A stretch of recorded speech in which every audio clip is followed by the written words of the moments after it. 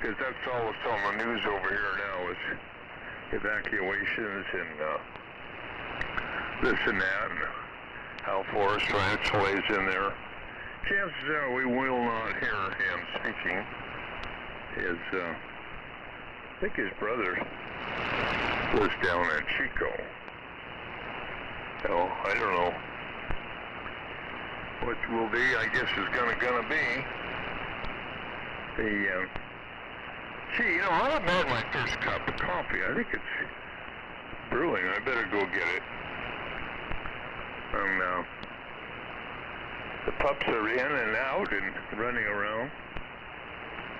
We have family visiting here over the weekend. A big house full of people. So you guys carry on. I'm going to go and get myself a cup of coffee. W6 Able Queen Uncle. Go ahead. K0 DWC. Good morning, gentlemen. And there's Chuck. Good morning, Chuck. W6MQI.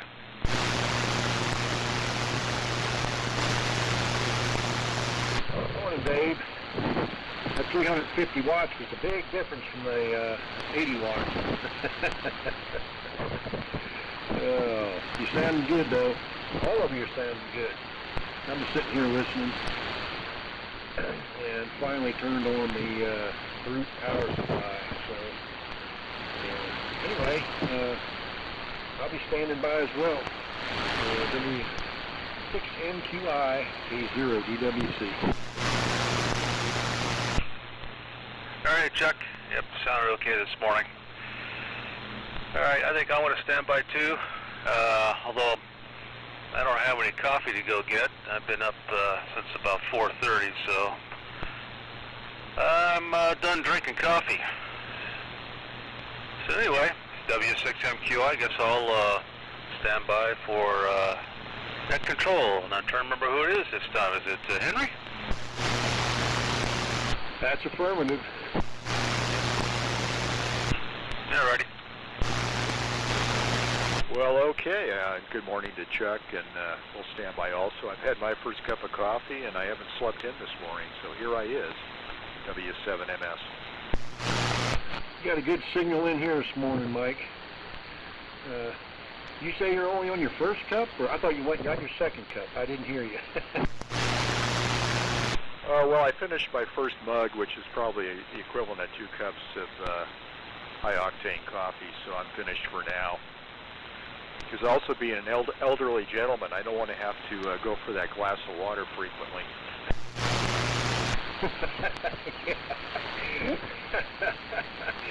Oh, all right. Hey, that B&W 5100 sounds pretty good. Makes me wonder what happened to MIT's 5100. Do you have any idea, Mike? No, I don't, because that must have been divested prior to the acquisition by Hammond Hi-Fi, because I don't recall one in the pile of stuff. Yeah, I remember John would check in quite a bit on that in the old 3870 days. He'd be on a B&W 5100. But I was just curious as to where that might have gone to.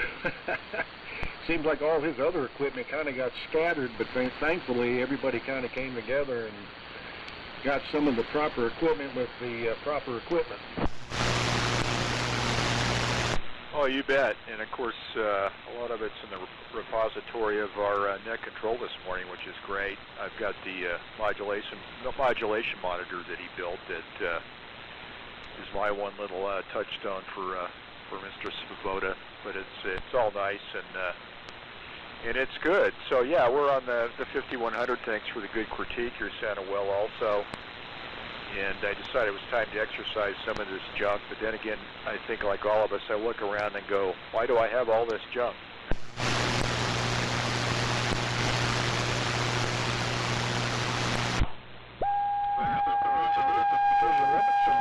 Okay. Well, I've heard enough folks in here, I guess, to get started. with the sooner we get started, the better. It sounds like there's quite a bit of QRN still. So anyway, this is WA7YBS Henry in Dayton Valley. I'll be your net control today. This is the Vintage Military Radio Net Roundtable AM group that meets here on this frequency, 3.974 meg, every Sunday morning. So, so far, I've heard Dave, W6MQI. Good morning, Dave. This is the order that I've heard anyway. And number 2 is W7MS. Good morning, Mike. Number 3 is Chuck, K0DWC. And good morning, Chuck. And so, let's see if there's anybody else out there that wants to check into the Vintage Military Net pre-net warm-up around.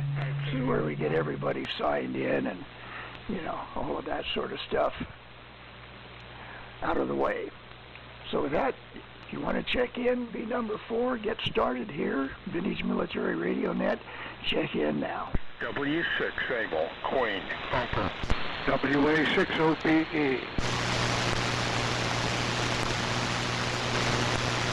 Okay, well there's Bob, W6AQU. Morning, Bob.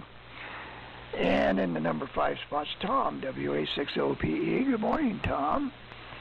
And let's see if there's anybody else out there. Number 6 is open, Vintage Military Radio Net. If you want to check in, do it now.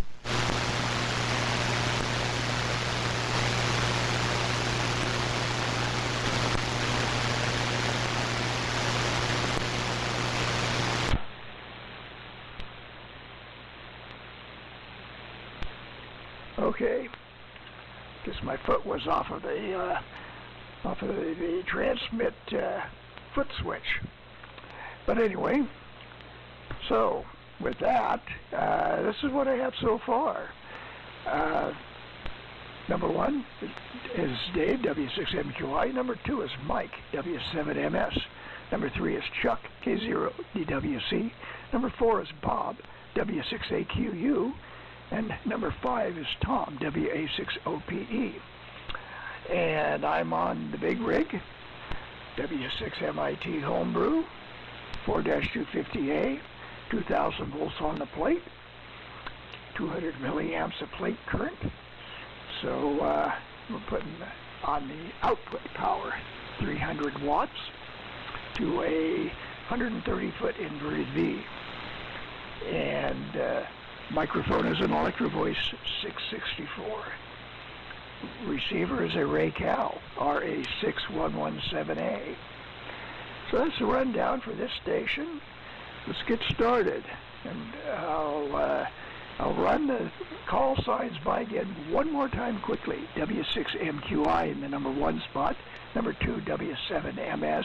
Number 3, K0DWC. Number 4, WS6AQU. Number 5, WA6OPE. So with that up to Dave, or down to Dave, W6MQI, go ahead. This is WA7YBS. All right, WA7YBS, W6MQI. And good morning, Henry. Thanks for taking ahead this morning, and everybody else. Mike, Chuck, Bob, and Tom. I'm sure some other people will be coming in here. And, yeah, this morning we're on the TCK, running about 80 watts or so into a 9 dB pad, which is driving my Ten-Tech Titan amplifier for 350 watts. I need to get myself a 10 dB pad so I can run the full 100 watts into the amplifier, well, into the full 100 watts out of the exciter into the attenuator so I can drive the amplifier without having to back the power off on the TCK. Anyway, details. Yep, weather here is the marine layer has moved in and feeling good. I like the cooler weather. It's about 60 degrees, and Guess that's about it. Oh, we're listening on a 75A4 receiver this morning as well. So, over to Mike, or up to Mike, as you say, W7MS, W6MQI. Well, thank you, Dave. W6MQI, W7MS, of course, Mike in Reno. And good morning to one and all, and good morning to the folks who are probably standing by to get their spot in the rotation. But good morning, Henry, and Dave, Chuck, and Bob. And Bob, I think, technically should be ahead of me, but we know, Henry, that you didn't hear him when you fired the receiver up. So good morning, Bob. That's and the pups. We don't want to offend the puppy dogs up there in Montague. So this morning, running the B&W 5100B, Mr. OPE's favorite standby civilian radio.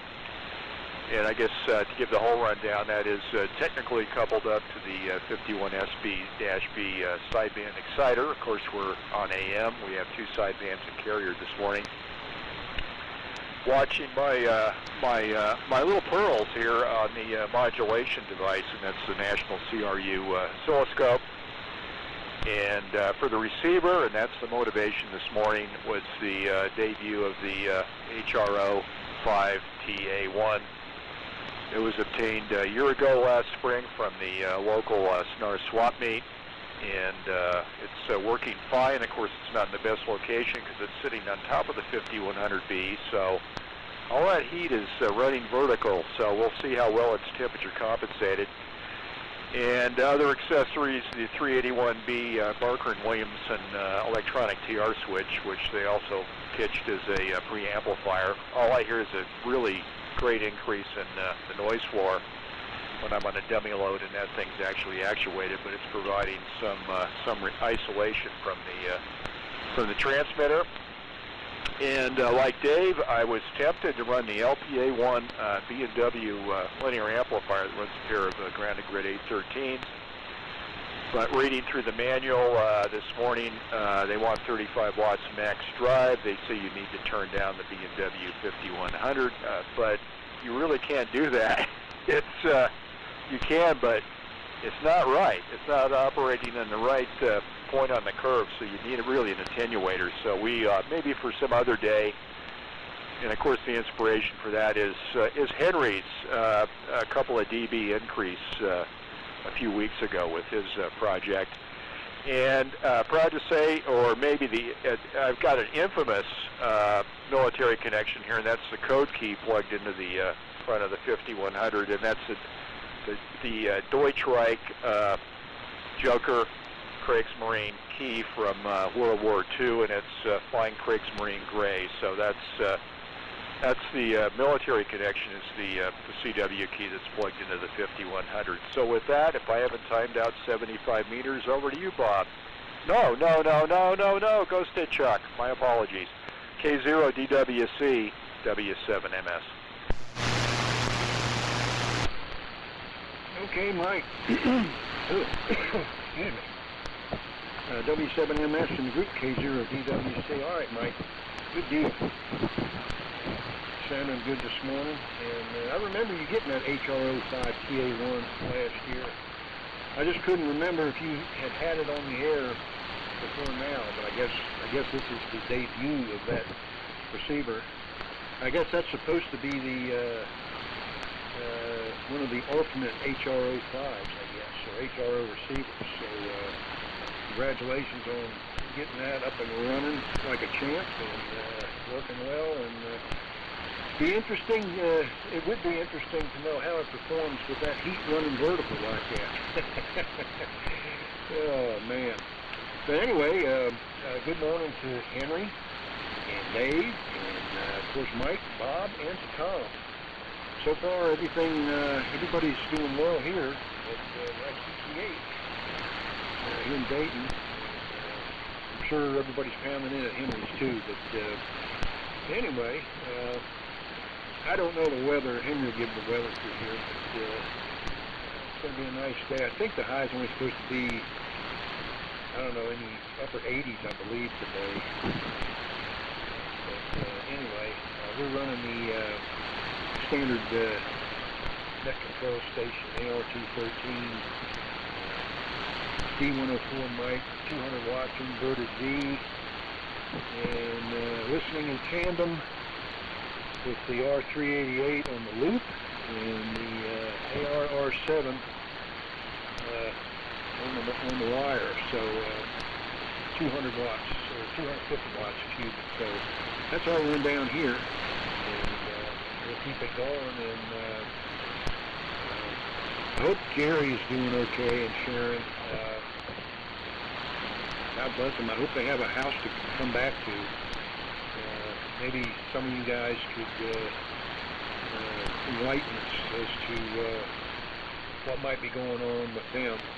I heard a little bit there between Mike and Dave, but doesn't sound like it was very good news. So it sounds like it's not, probably wouldn't do any good to try to email them, because like I think it was Mike that said they're probably gone already and been evacuated. But I hope they're doing okay and hope they're safe. So anyway, we'll keep it going. And Bob, I hope you all are safe over there too, with all that smoke on one side and all the clear weather on the other. So I'll stand it over to you, W6 Able Queen Uncle, K0 DWC. K0 DWC, W6AQU. Very good. Well, good morning. OPE, loud and clear. Chuck, you're loud and clear also. Well, yeah, I was watching the news to see on the fire, and that's all there is on the West Coast channels now. In fact, it made the national news there on last night, I guess, on the fires here. OPE, thinking about you yesterday, I saw the big break on YouTube. In fact, there's several segments. The last one is when they hit that tree, and different places. I wonder if you've been able to also see those segments on that. That's quite an engine. I'd never seen that before. I was looking at a lot of train stuff on YouTube last evening when that popped up. So anyhow, that's something for you to comment on if you'd seen that as yet. Alright, I will keep it moving. Signal strikes from all stations are good. Number 5, WA6OPE, W6 Able Queen Uncle. Okay, W6AQU, WA6OPE, good morning to everybody. This is Tom in beautiful Richmond, where it's 56 degrees, about 7-mile-per-hour wind, cold. Had to run the heater this morning, first time the heater's been on in about a month. And yesterday, same thing. It was also cold and windy yesterday, about the same temperature. Had to wear a jacket when I did my walk, and I will again today. The marine layer is really big time, nice and thick and cold and wet.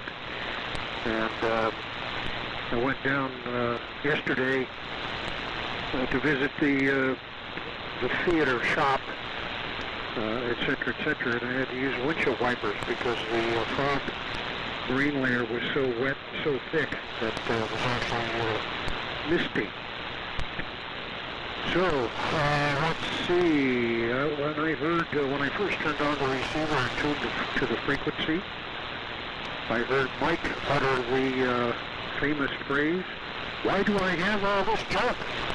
Yeah, boy, that's the question, man, let me tell you. And the next one is, how am I going to get rid of all this junk? So that's great fun. And as far as YouTube and 4014, yeah, that's the place. There's so many videos on YouTube for 4014, you can't count them. Everywhere also, I mean, there's all over the country that the engine has been.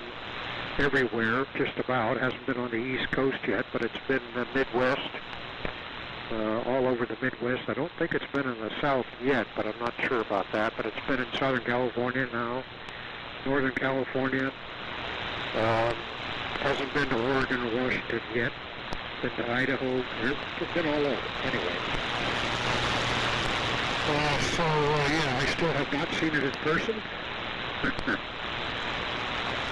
Well, actually, on the way up to Colfax a couple of weeks ago, when we were on the freeway and it was leaving Roseville, and when we were going through Roseville, I had a real quick glance. They were making a lot of smoke, and I saw the smoke, and I looked over, and I saw it go through a couple of between two buildings. I saw the 4014. That's my only glimpse of it, live and direct. So someday we shall see it in person, I hope. The 3985, which is a Challenger, Union Pacific Challenger, which was activated years ago. Boy, it's probably at least 30 years ago. And it actually came through Colfax and stopped, and it had 8444 at the time. On the point, a really nice northern type steam locomotive that the Union Pacific has been operating for years and years and years. And the 3985, the Challenger, was a full burner still at that time. And the difference between a Challenger and the big boy is 2 axles. Whereas the 4014, the big boy, is what's called a 4884. The Challenger is a 466. So the Challenger is a monster also. And there's a bunch of people working on it to try and put it back together again and operate it again someday. So let's see here. There's not too much going on here. We're on the usual rig, listening on RBC, transmitting on the famous old boring TCM transmitter, World War II U.S. Navy type, fighting approximately 65 watts output. And to the usual antenna system. So that's what's going on here. So up back to Net Control, WA7YBS, WA60PE. Okay, Tom. WA60PE, WA7YBS. Okay, very good on all. I have a lot of QRN. And it sounds like solar activity. It's been going on all week. So, I guess it's just the summer, you know. Anyway, very good on all. Everybody's doing a good job in here today so far. So let's see who else wants to check in. Number 6 is open, Vintage Military Radio Net. Get in on the first go-around. If you want to check in, be number 6, do it now.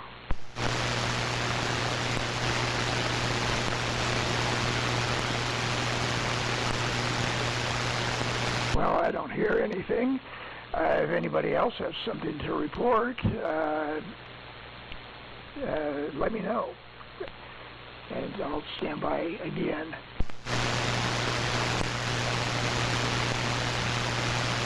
Okay. Well, we'll check again in a bit. Okay, well, temperature here this morning was 52, and so that was pretty good. Yesterday was 85 for a high, and I think we're going to do a little better than that. Of course, it depends on your perspective, I guess, but it's I think it'll probably push up 88, 89, 90, somewhere around there today, and so got a little bit of smoke, little wisps of smoke up to the north. We can see them, but nothing really down here. And so then let's see what else is going on. Not too much there radio-wise of any interest, unless you're interested in Glenn Browning and Browning Laboratories and all of that stuff. Of course, he started out working at National Company there in Massachusetts. He and Fred Drake on their Regeniformer coil sets and stuff. The special air variables there that National made for them, and making the Browning Drake Regeniformer kits. And that's what I've been working on as a kit.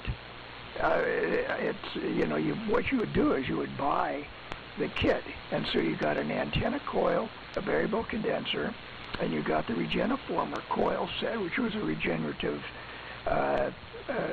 setup there.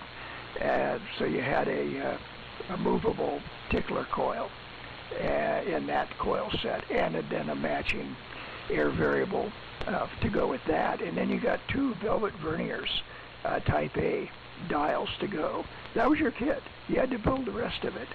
And this is 1924 or so. But so anyway, that's what I've been working on. It's a long, gory story of a guy sending it to me and not packing anything on the inside.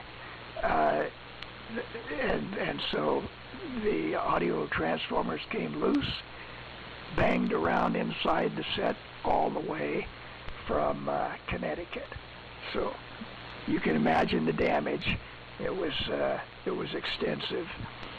And so anyway, but Glenn Browning there had an office at National, and that lasted up to 1927. And Browning and Drake formed their own company, Browning Drake Company, and National hired James Millen. And the rest is history, at least as far as National is concerned. Browning went his way and started Browning Laboratories in 1932. And of course, James Millen stayed on at National as chief engineer and general manager until 1939. So, with that little story, let's see if there's anybody that wants to check in now. Number 6 is open, Vintage Military Radio Net. If you want to check in, do it now.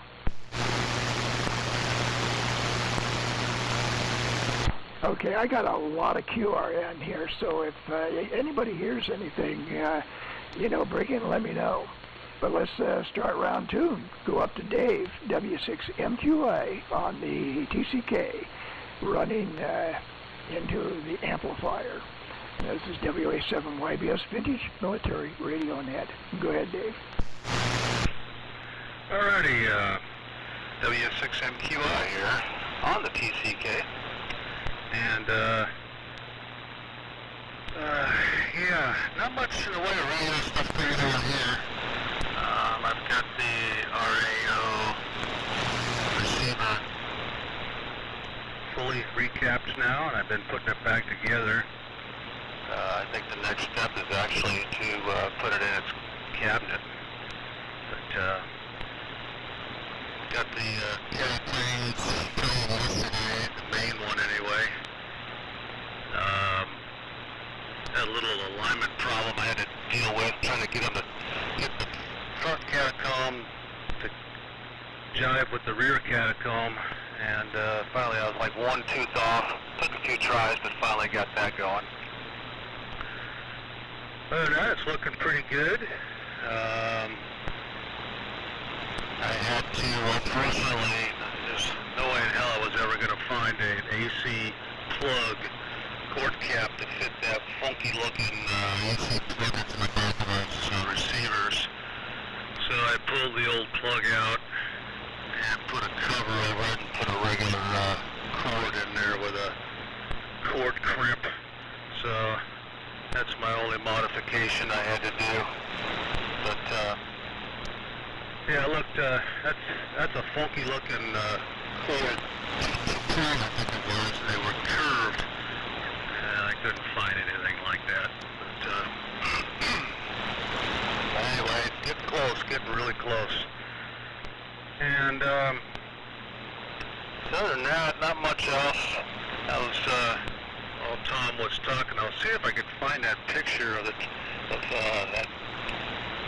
Challenger, I believe it was, that came through Livermore back in the 90s. Going over the Altamont. I got a picture of it going over the summit of the Altamont, but I can't find it. looks like a pretty good sized picture. I don't know, 17 inches wide, 18 inches wide, something like that. 14 inches tall. It's good size. How do you leave something like that? But I don't know. I can't find it. But anyway, yep, not much else going on here. So we will move it along. Up to Mike. BMW WA7YBS W6MQI. Well, thanks, Dave. Frequency check here. I'm close enough. W6MQI. And the Vintage Military Net W7MS. Well, good reception from all, and hopefully still holding up on your receiver for the folks here in the roundtable.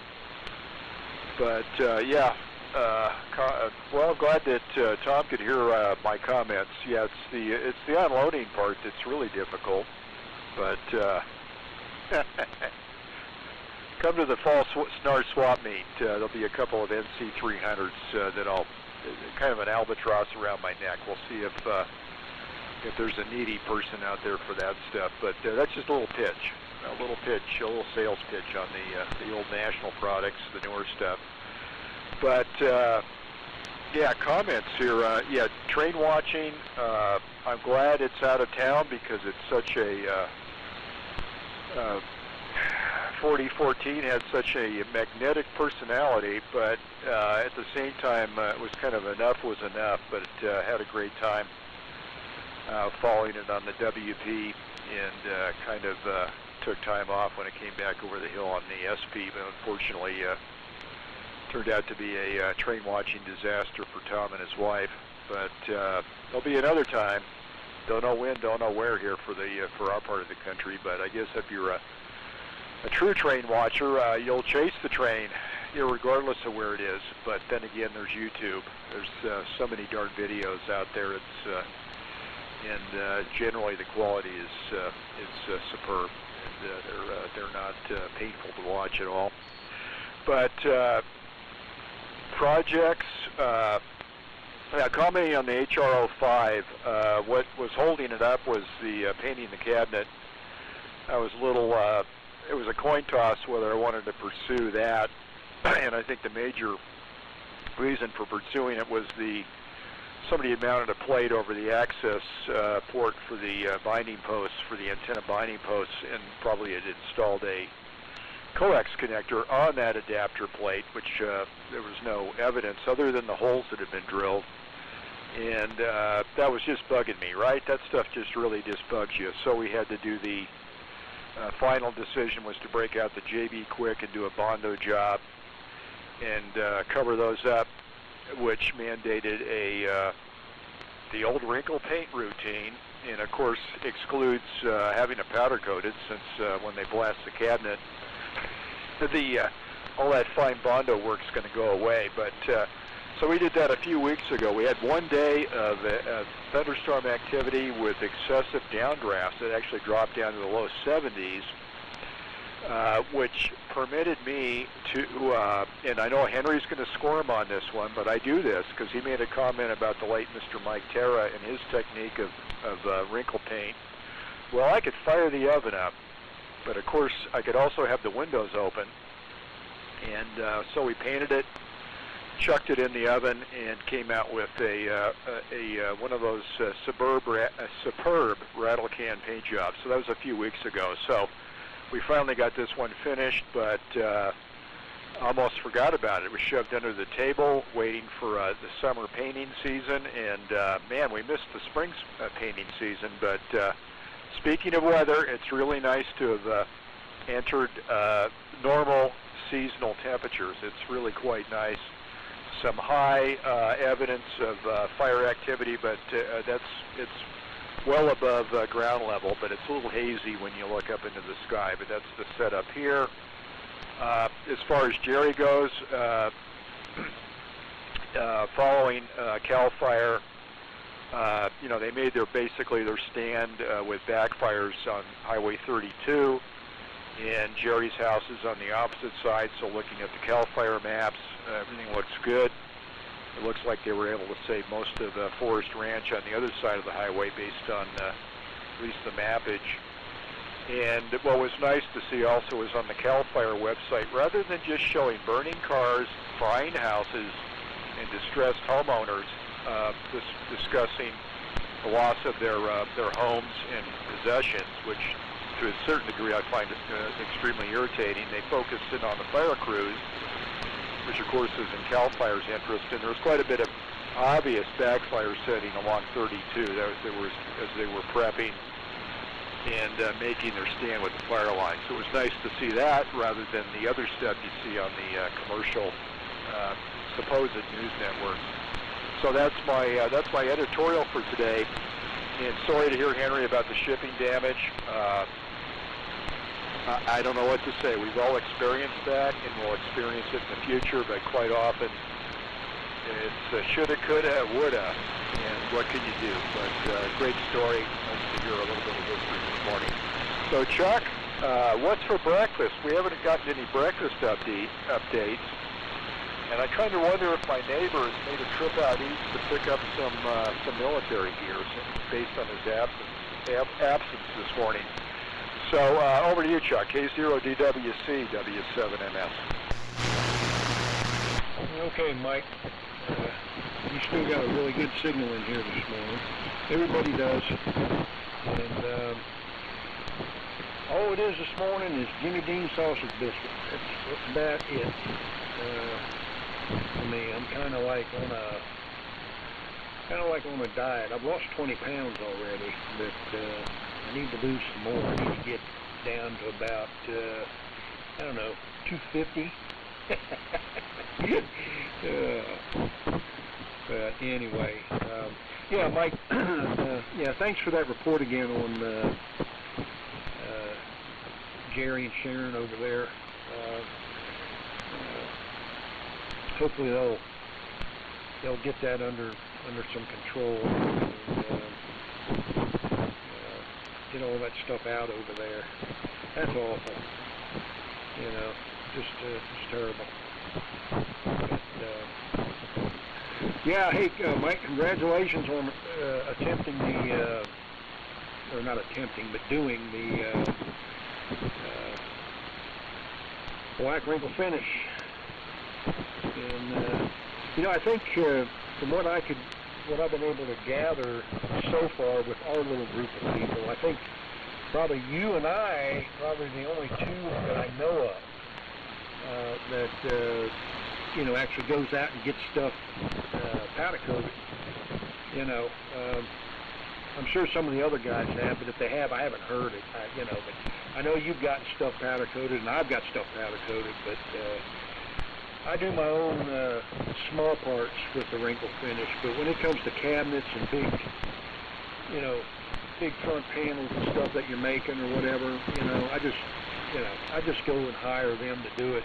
I used to do that stuff when Krylon was making the black wrinkle finish paint, and their formula I think was a little bit different because I could always get that stuff to lay smooth, and it was consistent. The VHT, since I've been messing with the VHT, I ain't been worth a damn with it. I can't get any consistency at all, either out of the can or out of me. So I just okay, Krylon's not making it anymore, so that's just the way it is. So I'll just do VHT for small parts, and I will, have the big stuff powder coated. But great job tackling that cabinet like that. Like you said, sandblast the cabinet, the Bondo's going to go away anyway. So that makes a lot of sense as well. So anyway, good deal there. And anyway, I'm not doing a whole lot here radio-wise either. I've been trying to do stuff early in the morning to get done by 10 or 10:30 in the morning. But I got stuff I got to do this morning here. I charged the air conditioner in my truck so early yesterday. And I'm going to get out there after the net, change the oil filter real quick, and get that out of the way, and then maybe Tuesday or so, I'm going to flush a radiator in it. So that's kind of what I've been tackling outside. So I've been doing a lot of outside stuff, trying to get it done before it gets hot. That's the story here. So oh, Henry, that was a great story on Brownie. I enjoyed that too. Another great Henry story. Okay, we'll keep it going. I'll send it back over to Montague. Oh, by the way, Henry was looking north and saw some smoky stuff. I'm looking south down toward Minden, and I can see brown clouds down there as well. So look at all up and down the range.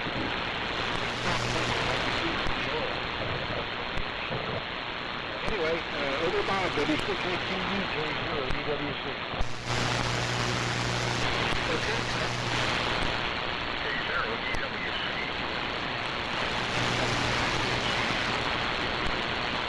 I was listening twice after. I heard Bill this morning. All right, Tom, on all the YouTube stuff. Boy. Yeah, I just started looking at those yesterday, and I can, yeah, I guess there's several of those big engines that are redoing in the country and getting them online. While I was doing that, I ran across something else, a big rail line up on the coast of Oregon. Tuesday. Floating in, and then they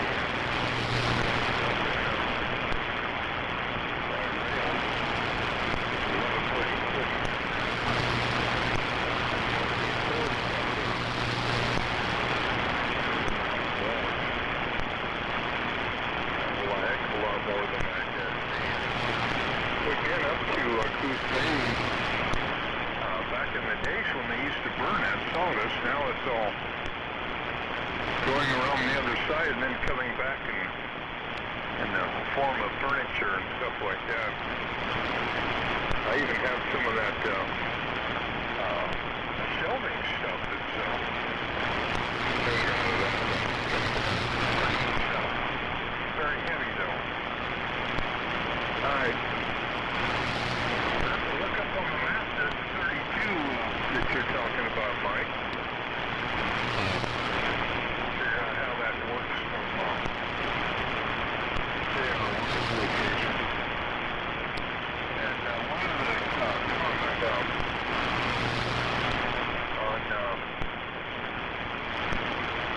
it was talking about 5100B. I wonder where that came from. In the shop, it works well, it looks mint, but get a little measly 90-some watts out of it.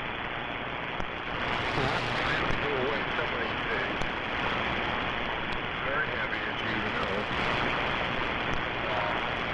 There was one at a slaw meet that had the side beam adapter bolted to the side that somebody grabbed.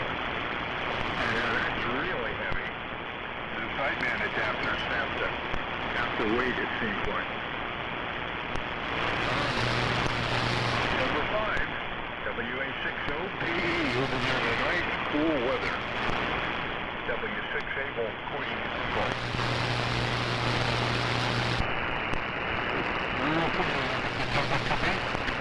W6AQU, WA6OBE, rough one on that one. I lost you in the noise. And there's some kind of weak crud on frequency, and your carrier, that's all I can tell. I think you dropped it, because your carrier was beaten with the crud.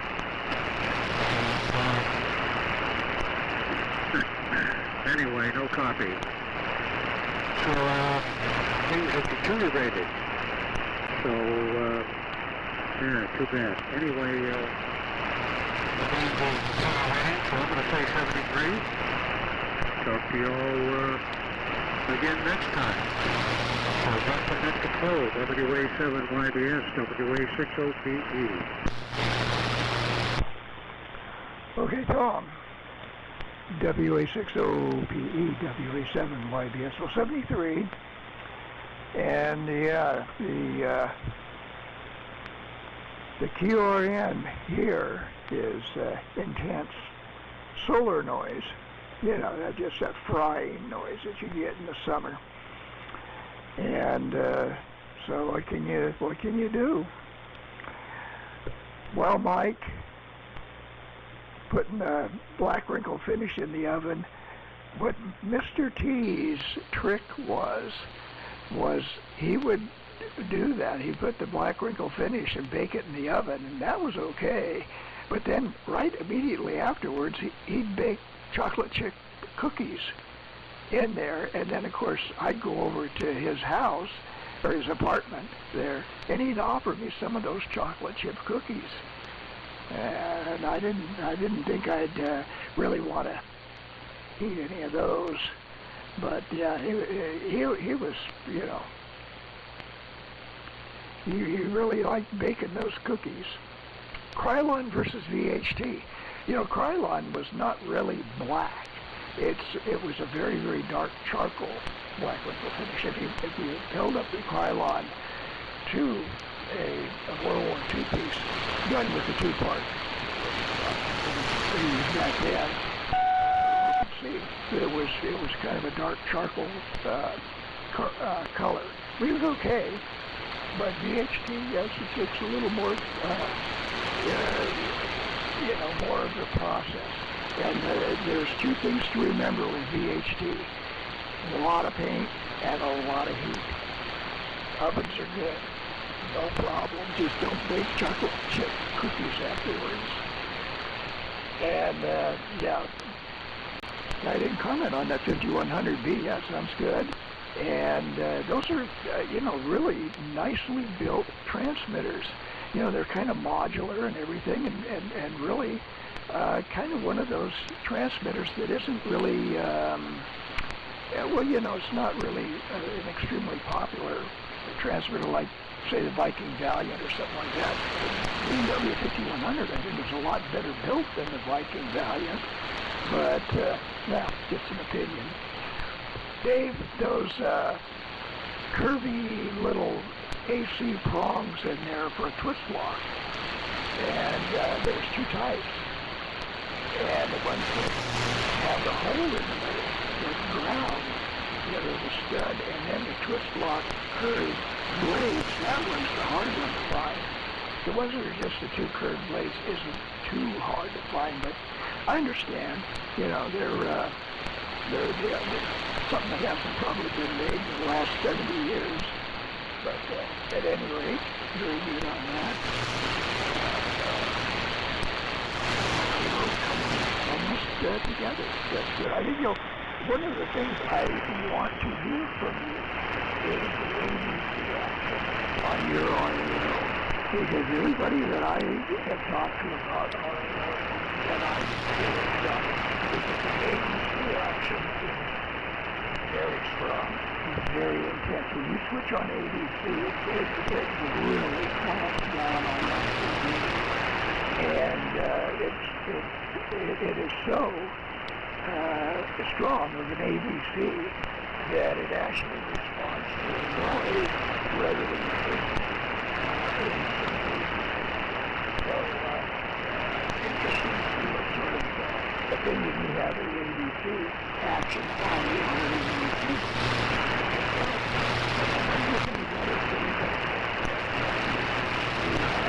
And the common line on the weapon. Okay, things you like, go ahead. WA7YBS, W6MQI. Alright, 73 at top. Yeah, I'll look into that. The ABC action, that's interesting. I'm assuming you probably run it without the ABC.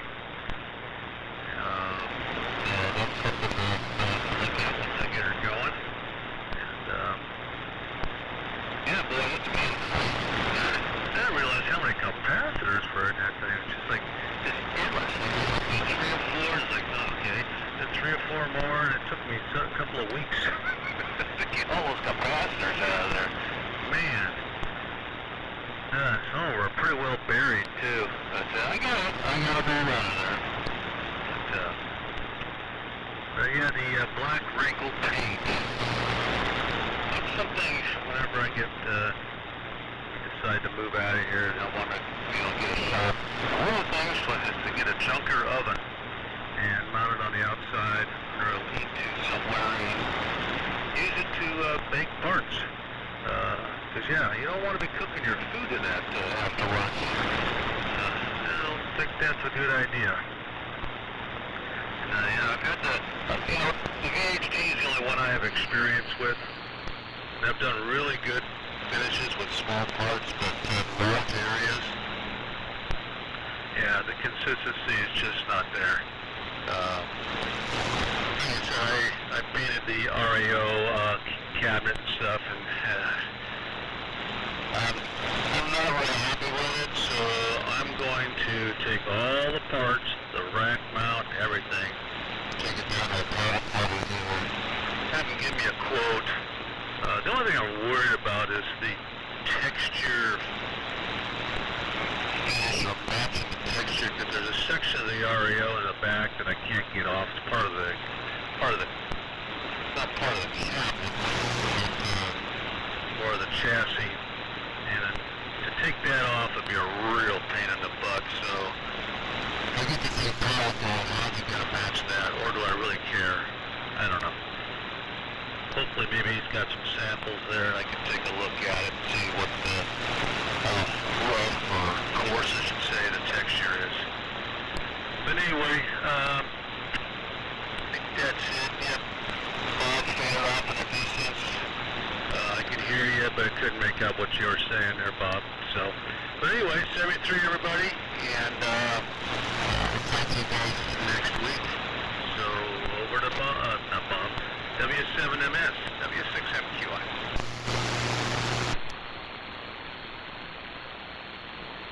Well, thank you, Dave.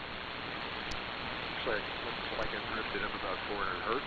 It's always, this fixation on frequency, a modern invention, isn't it, Henry?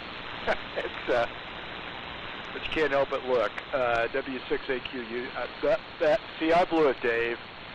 W6MQI. W7MS. Yeah, it's fading. Henry took a fade. You're doing fine. Bob's doing fine. I'm sure everybody's doing okay, but it's a great call, Henry, if you can hear me, to make this a 73 round. It's that time of year. But great, Dave, on your issues on powder coating. Yeah, texture duplication is really difficult. I think it's more difficult with spray can, rattle can texture jobs. You get what you get. Mine came out fine, and I think a lot of that's due to the oven. Also, you get instant results if you do have any issues. If there's not a long wait time, if things have gone wrong. But it all looks good, and I guess the ultimate reason for a wrinkle finish was to hide imperfections, like in sheet metal fabrication, etc. Not only the look, which we all love, but I think with powder coating, there's a lot more consistency, so I think you'll be extremely pleased with the results or the samples in the powder coating shop, but hopefully maybe the Bay Area price structure won't give you a major pucker factor, but good on that. And appreciate the comments. Yeah, the 5100 is a heavy beast, but its build quality, as Henry mentioned, is probably up there with Collins. And also, I think the price, which, of course, Mr. Edgar Johnson had quite an advantage in the pricing structure for hand gear, not to mention the kit factor. But I guess if you were the doctor in town, you went with Collins, and if you were on a budget, maybe you went with the B&W 5100. But enough of my blither blather. How's that, Chuck? Blither blather. But we'll listen out here. Everybody have a great Sunday. And it's certainly nice to be, as I stated earlier, back into seasonable temperatures here. How delightful. So, Chuck, thanks for the update on Jimmy Dean, K0DWC, W7MS. Okay, Mike. my breakfasts aren't too exciting anymore. You know, and the problem I got is I love to eat. I love to eat even when I'm not supposed to be eating. So that's been kind of a challenge that I've been conquering, I think. But anyway, everybody's signal is holding up. You know, a little bit. I'm getting a little bit more QRN than I was having. But anyway, 7-3s to you, Mike, and 7-3s to Dave, and 7-3s to Tom. And I guess that just leaves Bob to shut the net down here and hand it back to Henry. So I guess I'll say my 7-3s. You guys have a good, safe day today and a good, safe week ahead, and try to stay cool. And I'll be net control next weekend, and we'll talk to all you fine fellas next weekend. So with that, I'll send it over to Bob, W6AQU, and Bob, I'll wish you 7-3s as well. So take her easy. W6AQU, K0DWC.